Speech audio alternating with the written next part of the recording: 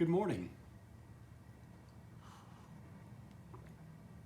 In my sermon on Sunday, I shared with you a little bit of the story of Bruno Serato.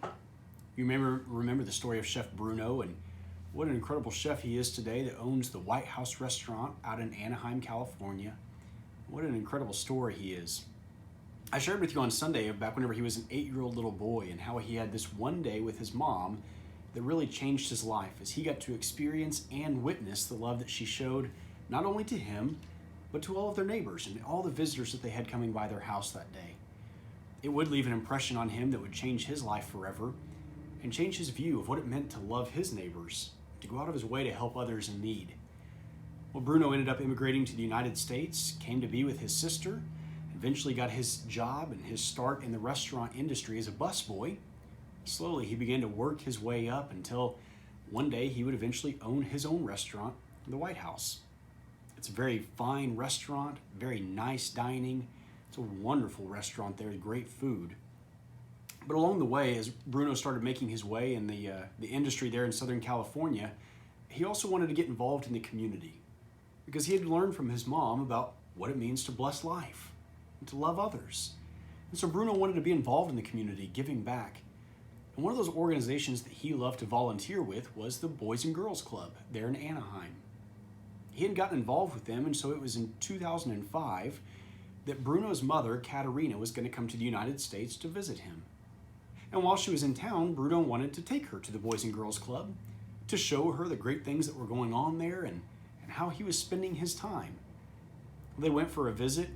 The director of the club came to meet Katerina and wanted to take her on a tour to show what all was going on there. And it was while they were on their tour that the director pointed out this little boy over in the side of the room, and he was eating a bag of potato chips. The director explained that this boy's name was Billy, and he said that this was probably going to be Billy's only meal for the rest of the night, this bag of potato chips. But when Katerina heard that, she just couldn't stand for it, and so she turned to Bruno and she said, "You go feed this boy."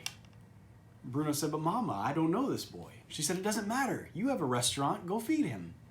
So they went back to the White House and they made up a big pot of pasta and sauce, and they brought it back to the Boys and Girls Club, and they fed Billy and 71 other kids that night.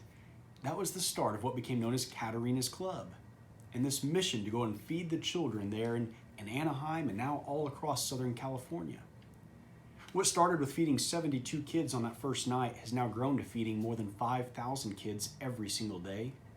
In this last year, throughout the pandemic, they've been feeding more than 2 million meals to people in need in Southern California. Now, Chef Bruno and Katerina's Club, it's amazing. Well, it was several years ago, back around 2015, that Bruno was with his volunteers and people from Katerina's Club, and they were serving pasta at the Boys and Girls Club still. And it was that night that there was a young man that came up to Bruno and he said, "Do you remember me?" Bruno looked at him and he said, "I'm really sorry. I meet so many different people. Please remind me who you are." And the boy looked at him and he said, "My name is Billy. And 10 years ago, I was eating a bag of potato chips. And you saw me. And you brought me pasta." Billy went on to explain how his life had been changed by Bruno's kindness. And what was once a small, young little boy with worn-out clothes and dirty hair eating a bag of potato chips was now this tall, handsome young man with his shirt tucked in and fresh, clean clothes, his hair neatly groomed. His life had been changed. And he gave Bruno a big hug and he said, "Thank you." He explained how he was now graduated from high school and he was working for the Boys and Girls Club, helping to bless the lives of the younger generation. That's what happens when we feel loved. Just as Bruno had felt loved by his mother when he was 8 years old, and it would change his life forever, Billy's life had been changed because of Bruno's kindness and love, and now he was serving as a blessing to the next generation. When you and I feel loved, when we recognize that we have been blessed and shown kindness, it leads us to bless others, to show kindness to those around us. Never underestimate the power of a random act of kindness. When we take the time to see the needs of others around us and respond in a spirit of love, that's what begins to change the world. So today, take some time to love your neighbor. Take just a moment to do an intentional, random act of kindness for somebody today. And I can promise you that you are not going to see the ripple effects of that kindness, but they will go out.